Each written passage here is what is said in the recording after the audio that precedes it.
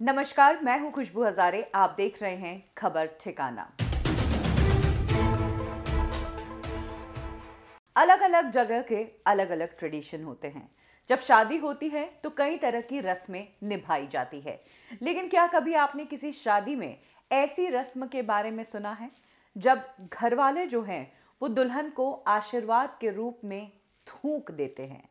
जो दुल्हन होती है, जब विदाई हो रही होती है उसकी, तो सब उसके सिर पर थूकते हैं और उसके ब्रेस्ट पर थूकते हैं, फिर ही उसे विदा करते हैं। ये बेहद अजीब है, लेकिन हाँ, ये रिवाज है, शादी का रिवाज है। केन्या में ये रिवाज निभाया जाता है। केन्या की मसाई कम्युनिटी अपने ट्रेडिशन और अपने रिचुअल्स के लिए जानी जाती है। ये कम्युनिटी सभी से अलग है, चाहे इनका पहनावा, इनके जेवर, इनके रहने का तरीका, वो सबसे डिफरेंट है। इस मसाई कम्युनिटी में ही जब किसी लड़की की शादी होती है तो फिर उसे विदा करने के टाइम ये रस्म निभाई जाती है। मसाई कम्युनिटी में जब किसी लड़की की शादी तय होती है तो ये शादी घर के बुजुर्ग ही तय करते हैं। लड़की को नहीं बताया जाता है और ना ही लड़की की माँ को, बस घर के बड़े ही शादी को फिक्स कर देते हैं। जिस दिन शादी होती है उस दिन मसाई दुल्हन जो है वो बोल्ड कपड़े पहनती है और उनकी जो ट्रेडिशनल ज्वेलरी है वो पहनती है।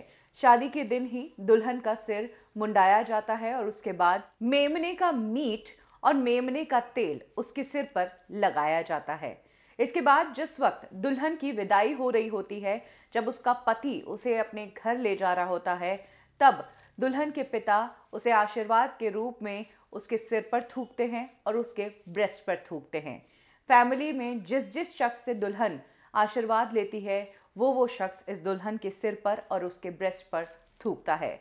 मसाई कम्युनिटी में आशीर्वाद देने का यही तरीका है।